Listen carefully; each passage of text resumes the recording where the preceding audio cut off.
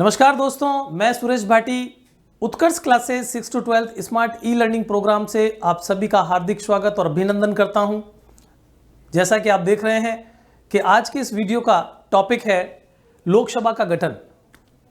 तो दोस्तों, आप सभी को ये पता होगा कि भारत में कानून बनाने का काम जो है वो संसद के द्वारा किया जाता है। और आप ये जो पिक्चर देख रहे हैं, ये पिक्चर है संसद की। संसद जो कि दो भागों में बटी हुई है, लोकसभा और राज्यसभा।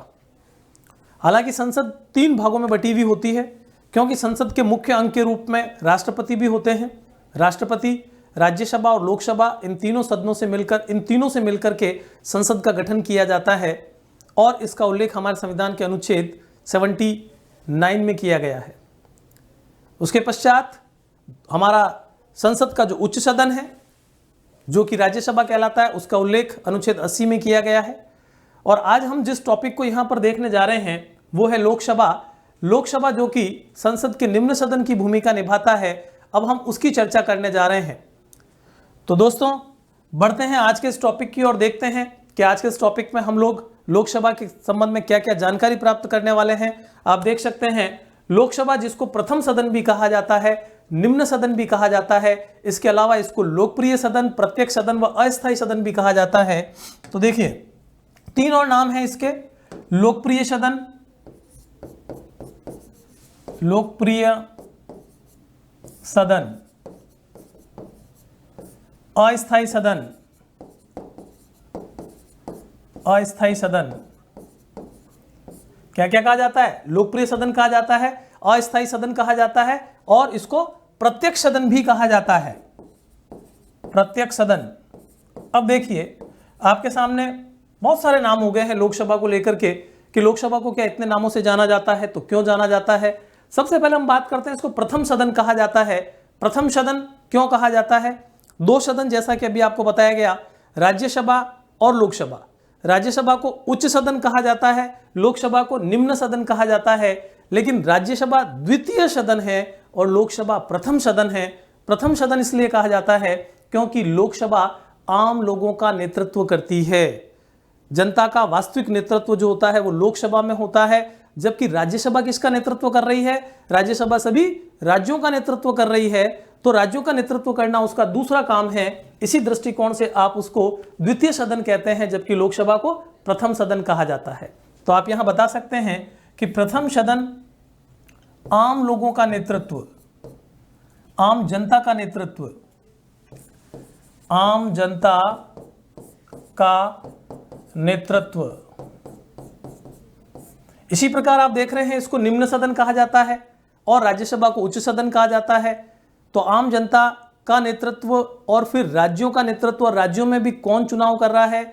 राज्यों के विधानमंडल चुनाव कर रहे हैं। तो इसका मतलब वो जनता द्वारा निर्वाचित प्रतिनिधियों के द्वारा निर्वाचित किया जा रहा है। तो राज्यसभा को कहा जाता है उच्च सदन, जबकि लोकसभा को कहा जाता है निम्न सदन।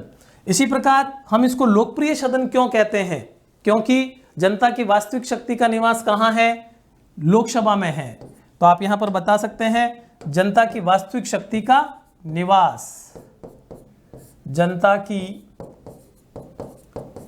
वास्तविक शक्ति अगर किसी में निहित है तो वो किस में निहित है? लोकसभा में निहित है। हम इसको अस्थायी सदन क्यों कहते हैं और इसको प्रत्यक्ष सदन क्यों कहा जाता है, इसकी भी हम चर्चा करते हैं। तो प्रत्यक्ष सदन जनता द्वारा निर्वाचित है, जनता द्वारा निर्वाचित, इसी कारण से इसको कहा जाता है प्रत्यक्ष सदन। साथ साथ में इसको अस्थायी सदन भी कहा जा रहा है। अस्थायी इसलिए कहा जाता है क्योंकि ये प्रत्येक 5 वर्ष का जो इसका कार्यकाल है, उस समय इसको भंग किया जा सकता है। 5 साल से पहले भी भंग हो सकता है, 5 साल से ज़्यादा आपातकाल में इसकी अवधि को बढ़ाया भी जा सकता है। लेकिन चूंकि यह भंग किया जा सकता है, इसलिए इसको कहा जाता है अस्थायी सदन। भंग किया जाता है, राज्यसभा को भंग नहीं किया जाता है।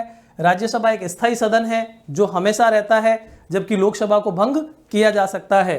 तो सबसे पहले तो आपने इतने सारे जो नाम है लोकसभा के, इनके बारे में जानकारी प्राप्त की। प्रथम सदन क्यों कहा जाता है, निम्न सदन क्यों कहा जाता है, लोकप्रिय सदन क्यों कहा जाता है, अस्थायी सदन क्यों कहा जाता है और प्रत्यक्ष सदन क्यों कहा जाता है।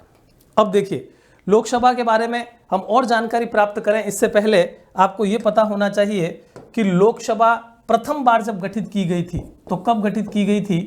प्रथम लोकसभा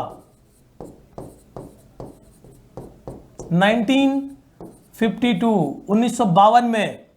और वर्तमान समय में जो लोकसभा है वो लोकसभा कौन सी है?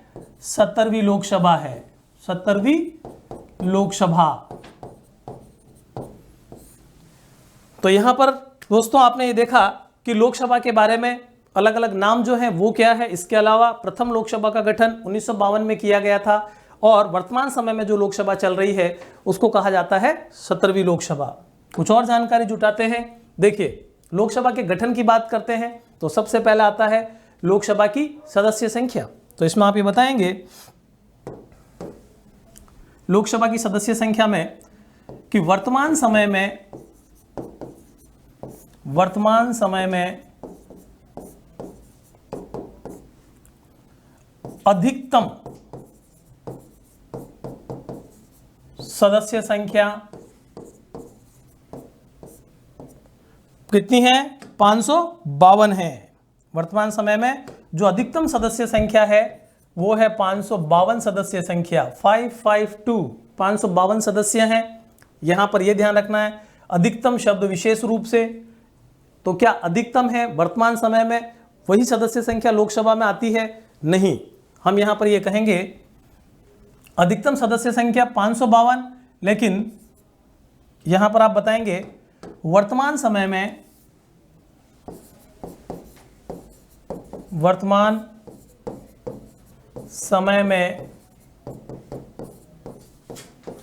सदस्य संख्या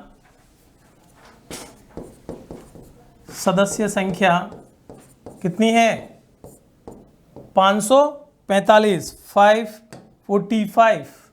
545 सदस्य है। ये जो 545 सदस्य है वर्तमान समय में, जैसा कि आप देख रहे हैं कि अधिकतम हो सकते हैं 552 तक, लेकिन वर्तमान समय में 552 सदस्य नहीं है। वर्तमान समय में 545 सदस्य है। 545 सदस्य दो भागों में बटे हुए हैं। वो दो भाग कौन कौन से हैं? तो आप इसमें बताएंगे निर्वाचित सदस्य तथा मनोनीत सदस्य।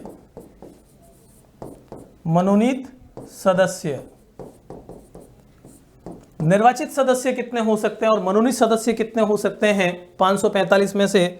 तो आप यहां पर बताएंगे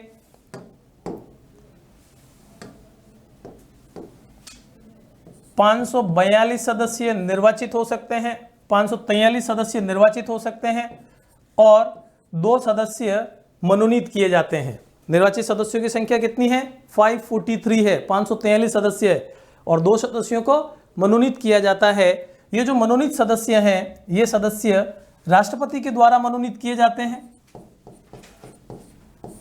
राष्ट्रपति द्वारा।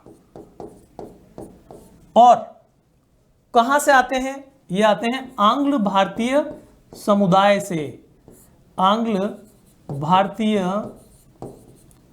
समुदाय,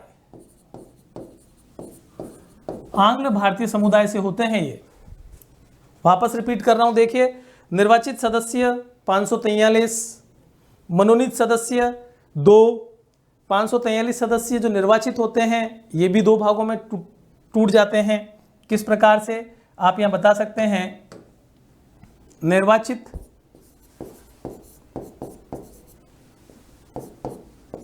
543 जो होते हैं वो 2 भागों में कैसे आ सकते हैं? 530 सदस्य और 13 सदस्य। 530 सदस्य राज्यों से निर्वाचित होते हैं, जबकि 13 सदस्य केंद्र शासित प्रदेशों से। केंद्र शासित प्रदेश, जिनको संघ शासित प्रदेश भी कहा जाता है। तो वापस रिपीट कर रहा हूं, आप देखिए, अधिकतम सदस्य संख्या 552। वर्तमान समय में सदस्य संख्या कितनी है? एक्चुअल जिनको हम कह सकते हैं वास्तविक सदस्य संख्या, वो है 545। निर्वाचित सदस्य कितने होते हैं? 543 होते हैं। मनोनीत सदस्यों की संख्या कितनी है? 2 है। कौन मनोनीत करता है? राष्ट्रपति मनोनीत करता है। कहाँ से आते हैं? आंग्ल भारतीय समुदाय से आते हैं। 543 सदस्य जो निर्वाचित 543 सदस्य जो निर्वाचित हैं उनको दो भागों में आप इस प्रकार से विभाजित कर सकते हैं। 530 सदस्य जो राज्यों से निर्वाचित होकर के आते हैं और 13 सदस्य जो केंद्र शासित प्रदेशों से निर्वाचित होकर आते हैं। तो ये आपने देखा सदस्य संख्या के बारे में। इसके अलावा आप इसमें देखेंगे इनका निर्वाचन जो किया जाता है वो निर्वाचन किस प्रकार से किया जाता है। तो जब हम निर्वाचन की बात करते हैं तो इसमें हम बताएंगे प्रत्यक्ष, इनका निर्वाचन किस प्रकार से किया जाता है? प्रत्यक्ष रूप से किया जाता है। दूसरा फर्स्ट पास्ट द पोस्ट प्रणाली, फर्स्ट पास्ट द पोस्ट प्रणाली के माध्यम से किया जाता है। इसके अलावा आप बताएंगे वयस्क मताधिकार, वयस्क मताधिकार से इनका निर्वाचन किया जाता है। और एक बात बताएंगे आप यहां पर वयस्क मताधिकार के अलावा गुप्त मतदान प्रणाली, गुप्त मतदान प्रणाली। प्रत्यक्ष निर्वाचन कौन करता है? जनता करती है। प्रत्यक्ष निर्वाचन जब जनता करती है तो पूरे भारत में जब लोकसभा के चुनाव होते हैं तो लोकसभा क्षेत्र कितने होंगे? 543 लोकसभा क्षेत्र बनते हैं, क्योंकि चुनाव कितनों का करना है? 543 लोगों का करना है और प्रत्येक लोकसभा क्षेत्र से एक सदस्य निर्वाचित होकर के आएगा। फर्स्ट पास द पोस्ट प्रणाली का मतलब क्या होता है? फर्स्ट पास द पोस्ट प्रणाली का मतलब है जो सबसे ज्यादा वोट लाएगा वो विजेता होगा। सबसे अधिक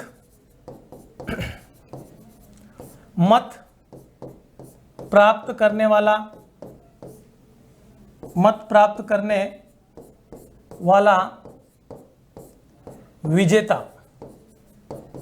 अर्थात जो सबसे ज्यादा वोट लाएगा वो विजित होगा। देखिए आनुपातिक प्रतिनिधित्व प्रणाली में और फर्स्ट पास द पोस्ट प्रणाली में फर्क है। राज्यसभा के सदस्यों का चुनाव, राष्ट्रपति का चुनाव, उपराष्ट्रपति का चुनाव अनुपातिक प्रतिनिधित्व प्रणाली से किया जाता है, जिसमें एक निर्धारित मत कोटा होता है, वो पार करना जरूरी होता है। लेकिन जहां हम बात करते हैं फर्स्ट पास द पोस्ट प्रणाली, तो इसमें जो सबसे ज्यादा वोट लाएगा वो जीतेगा। 2 मिनट के लिए इसको आप इस प्रकार से समझ सकते हैं कि एक लोकसभा क्षेत्र से 5 उम्मीदवार खड़े होते हैं। 5 उम्मीदवारों को टोटल जो वोट मिलते हैं उनकी संख्या है, मान लीजिए 100 वोटों में से किसी को मिल रहे हैं 25 वोट, किसी को मिल रहे हैं 18 वोट, किसी को मिल रहे हैं 10, किसी को मिल रहे हैं 12। तो सोचिए 100 में से मात्र जो वोट गिर रहे हैं, मतलब जो वोट कास्टिंग हुई है वो 50% भी नहीं है या 50% के आसपास है, और उसमें से जो जीत रहा है वो केवल 100 में से 25 वोट ला रहा है, क्योंकि उसके पास सबसे ज्यादा वोट है। तो इसी को कहा जाता है जो सबसे अधिक मत लाएगा वही जीतेगा, उसके लिए कोई निर्धारित मत कोटा नहीं होता है। फिर हम बात करते हैं वयस्क मताधिकार। तो वयस्क मताधिकार होता है उम्र के आधार पर, आप यहां बता सकते हैं वर्तमान समय में जो उम्र निर्धारित की गई है मत देने की वो है 18 वर्ष। 18 वर्ष क्या है? ये न्यूनतम उम्र, और न्यूनतम उम्र का मतलब होता है कम से कम आपकी उम्र 18 वर्ष होगी तभी आप वोट डाल पाएंगे, आप मतदान कर पाएंगे। 18 वर्ष से कम उम्र के व्यक्ति को मतदान का अधिकार नहीं दिया जाता है। यही उम्र जब मूल संविधान हमारा बनाया गया था तो 21 वर्ष थी, लेकिन 61वां संविधान संशोधन जो कि 1989 में किया गया था, 1989 में, उसके माध्यम से इस उम्र सीमा को घटाकर के 21 वर्ष से 18 वर्ष कर दिया गया। वर्तमान समय में 18 वर्ष की आयु का प्रत्येक व्यक्ति वोट डाल सकता है। किसी जाति, धर्म, भाषा व अन्य आधारों पर मताधिकार से वंचित नहीं किया जा सकता। गुप्त मतदान प्रणाली का मतलब होता है कि जो मतदान किया जाएगा उस मतदान को गुप्त रखा जाएगा। मतदान गुप्त। अगर आप में से कोई 18 साल का हो चुका है, वोट डाल चुका है, तो इस बात को सभी जानते हैं कि जब आप जाते हैं वोट कास्ट करने के लिए तो वोटिंग मशीन जो होती है उस पर जब आप बटन दबाते हैं तो देखते हैं चारों तरफ से उसको एक किसी चीज से घेरा हुआ होता है। आप जिसको वोट डाल रहे हैं उसको कोई देख नहीं सकता, इसी को कहते हैं गुप्त मतदान प्रणाली। राज्यसभा के सदस्यों का चुनाव भी पहले गुप्त मतदान प्रणाली से होता था, लेकिन बाद में इसको बदल कर दिया गया ओपन, खुला राज्यसभा का सदस्य किसको वोट डाल रहा है ये पता होना जरूरी है। कुछ राजनीतिक समस्याएं थी, दलीय समस्याएं थी, उनको दूर करने के लिए ये किया गया। हालांकि अभी हम इसकी चर्चा नहीं करेंगे क्योंकि हमारा मूल जो विषय है वो है लोकसभा। हम लोकसभा के निर्वाचन की बात कर रहे हैं यहाँ पर। तो आपने देखा कि लोकसभा के सदस्यों का निर्वाचन किस प्रकार से किया जाता है। तो आप सबसे पहले देखेंगे प्रत्यक्ष जनता इसमें चुनाव भाग लेती है। पूरे भारत को 543 लोकसभा क्षेत्रों में बांटा जाता है। फर्स्ट पास द पोस्ट प्रणाली के माध्यम से जो सबसे अधिक मत लाएगा वही विजेता होगा। इस प्रणाली से इनका चुनाव किया जाता है। वयस्क मताधिकार वर्तमान समय में 18 वर्ष है। न्यूनतम उम्र हम कह सकते हैं यानी कि कम से कम ये होनी चाहिए और गुप्त मतदान प्रणाली के माध्यम से इनका चुनाव किया जाता है। कुछ और बातें देखते हैं। आरक्षण, लोकसभा के सदस्यों का जब निर्वाचन किया जाता है तो निर्वाचन के लिए कुछ सीटों को आरक्षित रखा गया है। जो आरक्षित सीटें होती है वो है अनुसूचित जाति और जनजाति के लिए। तो हम ये बताएंगे अनुसूचित जाति और अनुसूचित जनजाति, इन दोनों को सीटें रिजर्व दी जाती है, आरक्षित दी जाती है। कितनी कितनी सीटें इनके लिए रिजर्व्ड है? अनुसूचित जाति के लिए कुल 87 सीटें रिजर्व्ड है, 84 सीटें रिजर्व्ड है, जबकि अनुसूचित जनजाति के लिए 47 यानी कि 47 सीटें रिजर्व रखी गई है।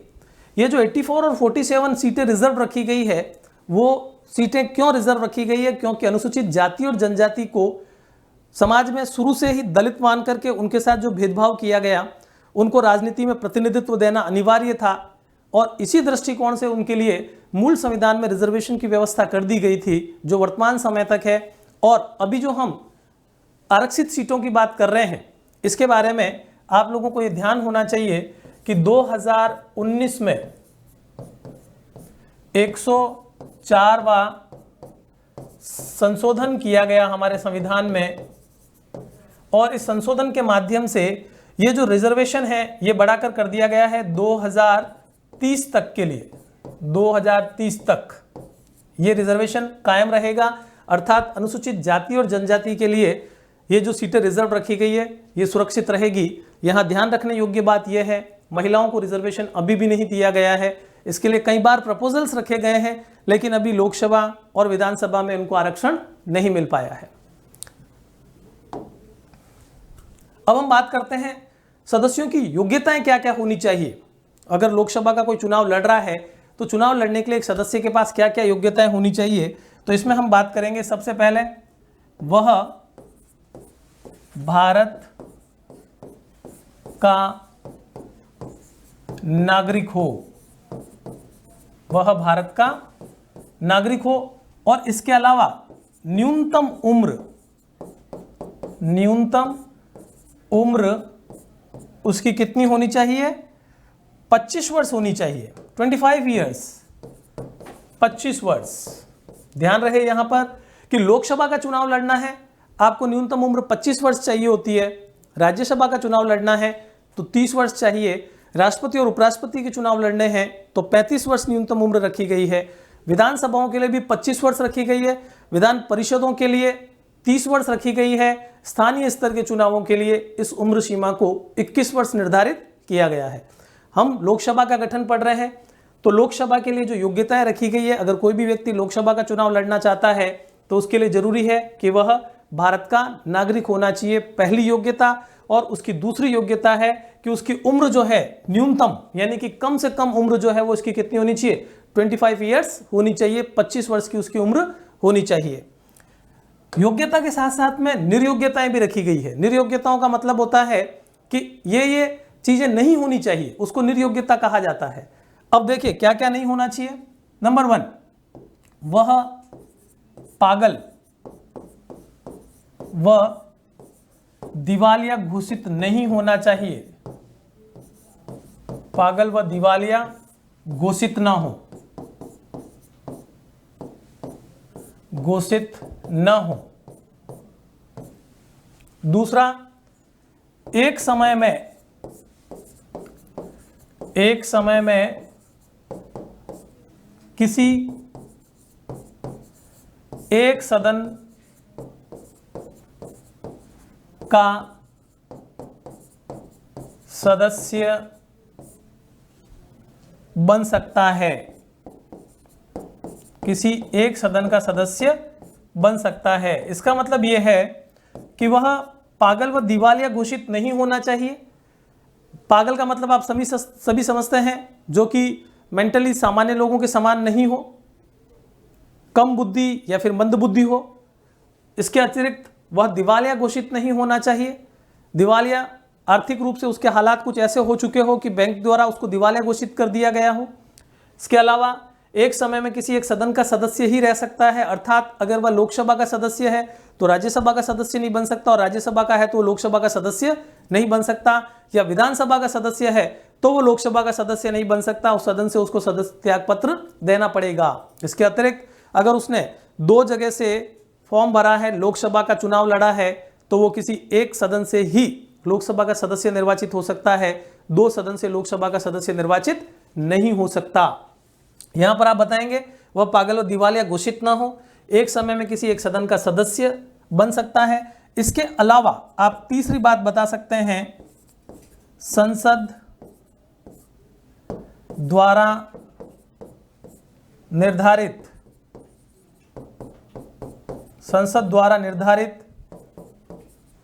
निर्योग्यताओं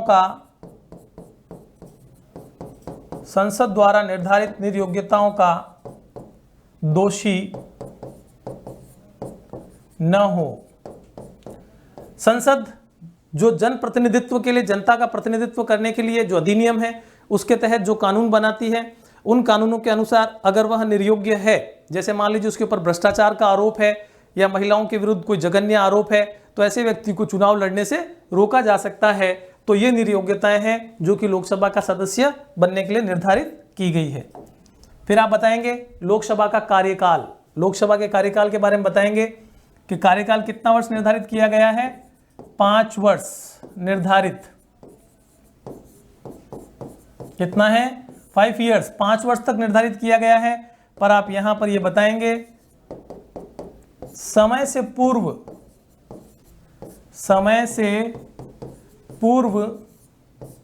भंग किया जा सकता है, समय से पूर्व भंग किया जा सकता है।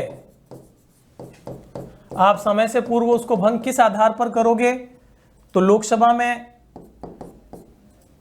अविश्वास प्रस्ताव पारित होने पर, लोकसभा में अविश्वास प्रस्ताव पारित होने पर, या फिर दूसरा, प्रधानमंत्री द्वारा राष्ट्रपति को लिखित में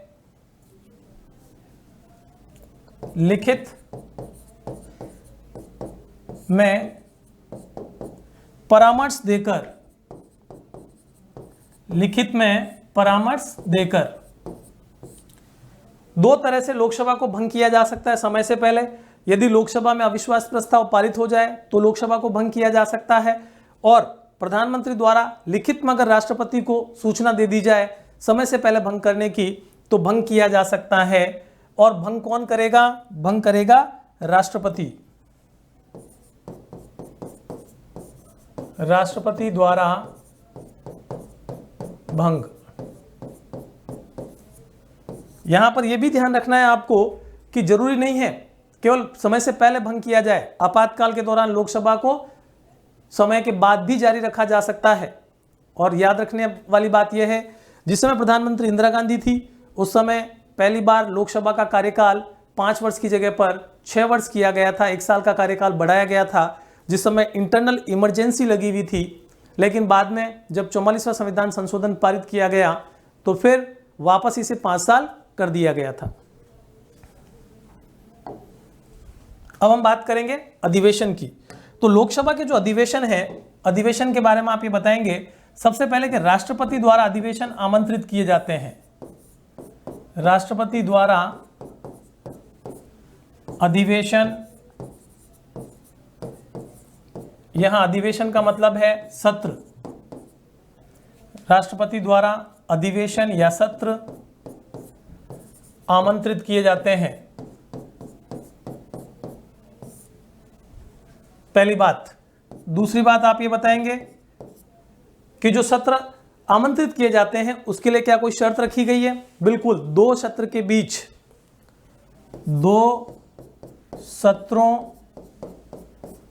के बीच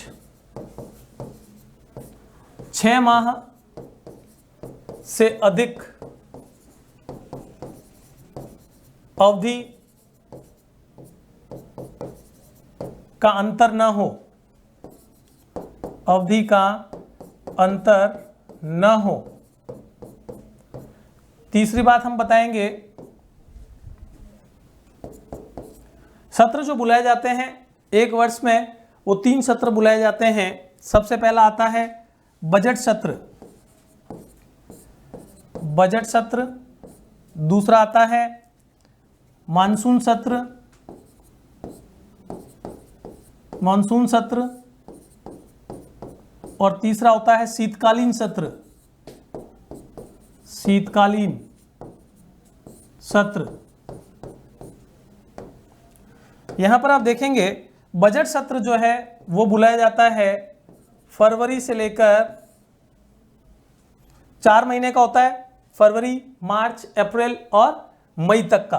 तो फरवरी से लेकर के मई तक होता है, फिर 1 महीने का गैप आता है, मई के बाद जून का गैप, फिर जुलाई से बुलाया जाता है, ये 3 महीने का है। जुलाई, अगस्त व सितंबर, यानी कि सितंबर तक रहता है ये। फिर 1 महीने का गैप, सितंबर के बाद अक्टूबर का, और फिर आता है नवंबर और दिसंबर, 2 महीने का। नवंबर से दिसंबर। तो आप देख सकते हैं 3 सत्रों के लिए जो समय निर्धारित किया गया है। बजट सत्र जो होता है वो आता है फरवरी से मई तक, फिर आता है मॉनसून सत्र जो कि जुलाई से सितंबर तक है, फिर आता है शीतकालीन सत्र जो कि नवंबर से लेकर दिसंबर तक बुलाया जाता है। फिर हम बात करेंगे गणपूर्ति की। गणपूर्ति जिसको क्या कहा जाता है? कोरम कहा जाता है, कोरम। और गणपूर्ति के लिए सदस्य संख्या निर्धारित करना, हमारे संविधान के अंतर्गत जो गणपूर्ति के लिए सदस्य संख्या निर्धारित की गई है वो है सदन की कुल सदस्य संख्या, कुल सदस्य संख्या का 10%, 10% of the total members of the house. वो राज्यसभा है या लोकसभा है।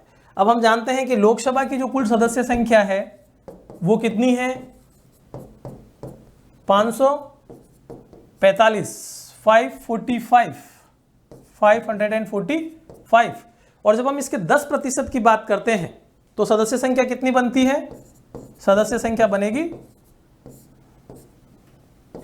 55 सदस्य। कितनी सदस्य संख्या बनेगी? 55 सदस्य बनेंगे, क्योंकि जब हम बात कर रहे हैं 545 मेंबर्स की, उसका हम 10% निकालेंगे तो कम से कम 55 सदस्य होने चाहिए। और इसी प्रकार से जब राज्यसभा की सदस्य संख्या की बात करेंगे तो 25 यानी कि 25 मेंबर्स होने चाहिए। तो गणपूर्ति जिसको कोरम कहा जाता है वो कुल सदस्य संख्या का 10% होना चाहिए। अब हम बात करेंगे पदाधिकारियों की। तो जब पदाधिकारियों की हम बात करेंगे तो लोकसभा के 2 पदाधिकारी हैं। नंबर 1 अध्यक्ष और नंबर 2 उपाध्यक्ष। अध्यक्ष और उपाध्यक्ष। अध्यक्ष और उपाध्यक्ष दोनों का चुनाव जो किया जाता है वो किसके द्वारा किया जाता है? वो किया जाता है लोकसभा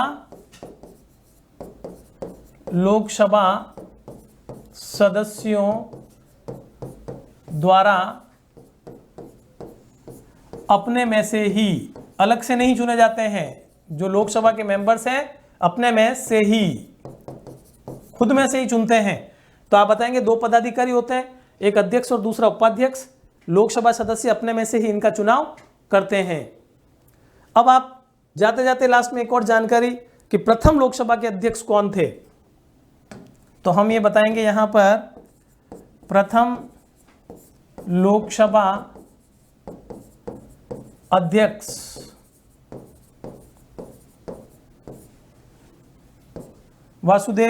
गणेश वासुदेव मावलंकर। गणेश वासुदेव मावलंकर। और वर्तमान समय में अगर आप बताएंगे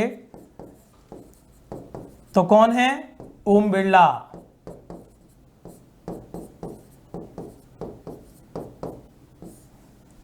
चलिए दोस्तों, तो आज का ये जो वीडियो है वो लोकसभा के गठन को लेकर के था, जिसमें कि आपको लोकसभा के गठन के बारे में महत्वपूर्ण जानकारी दी गई। लेकिन ये जानकारी अभी बहुत अपर्याप्त है। लोकसभा से संबंधित और महत्वपूर्ण जानकारियां जुटाने के लिए, राज्यसभा के बारे में जानकारी जुटाने के लिए और आपकी क्लास 11th और 12th से संबंधित जो राजनीति विज्ञान में आपके चैप्टर्स दिए गए हैं उनकी जानकारी जुटाने के लिए आप उत्कर्ष ऐप डाउनलोड कीजिए, उत्कर्ष ऐप ज्वाइन कीजिए। बहुत सारी जानकारियां आपको वहां पर मिलेगी। लेकिन इसी प्रकार की जानकारी लेकर मैं आपके समक्ष आता रहूंगा। Thank you for watching this video.